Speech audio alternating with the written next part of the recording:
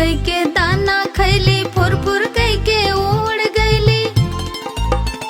चिड़िया रानी, ओ चिड़िया रानी, चिड़िया रानी, ओ चिड़िया रानी।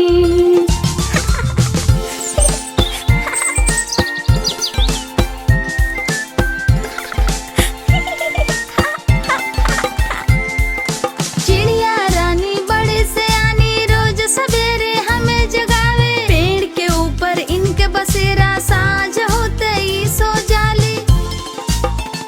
चिड़िया रानी, ओ चिड़िया रानी, चिड़िया रानी, ओ चिड़िया